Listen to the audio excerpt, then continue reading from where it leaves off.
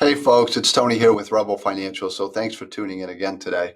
Recently, I've been putting out a number of posts about Social Security, and that inevitably prompts the question about the solvency of Social Security. And while there is an issue with that, it is a little bit down the road, and it's just not. It's really the bigger problem is going to be Medicare Part A. And so I really want to just talk about that today. I've got a couple graphs I want to show you and tell you what that looks like at this point. So this first graph I'm going to show you, these are numbers from the Congressional Budget Office. And when you look at each year, it is telling you what they project, how many years that it's going to be solvent in that particular year. All right. And so you can see it's been pretty consistent. 4 years ago, 8 years, and 7, and 6, and 5. So they've been right on with their projection these last 4 years. And incidentally, I read a Forbes article. That's where I saw this. They don't say where this is from, but I'm going to put the article down below so you can see it as well. I don't know if Forbes just made it up from the numbers from the CBO or how they came about this. So one more point about this. You could see, in all these years, kind of funny that, it's going up, not consistent until we get to this spot. And if we look in 2010, as it says, it reflects the increases from the Affordable Care Act. Well, two things happened in that act that were supposed to help Part A. And I'm going to distinguish between Part A, B, and D after this graph. But one, there was a 0.9% increase in payroll that was supposed to directly fund Medicare Part A.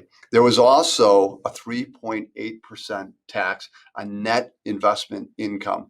And that was for higher earning people, okay? And that was to fund this as well.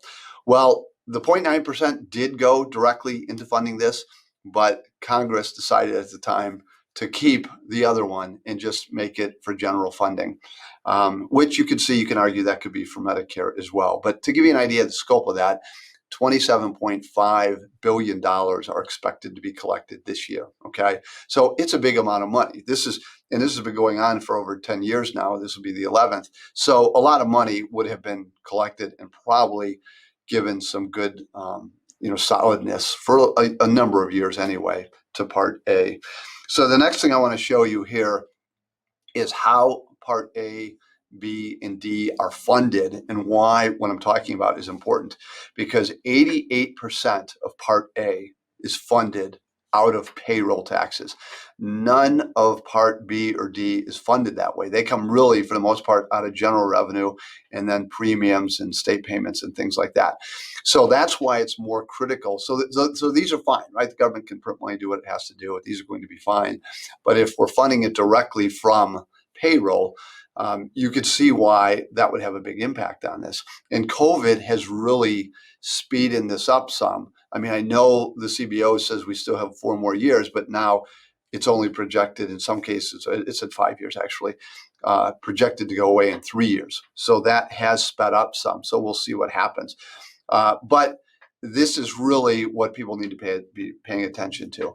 I know it won't stop. We're not going to just say one day that, we're not going to give people Medicare. But what could happen is you will see premiums increase faster than they already do, or benefits, of course, reduced unless they do something to get this fixed. So it seems like the squabbling we have going on isn't about these things which really need a fix.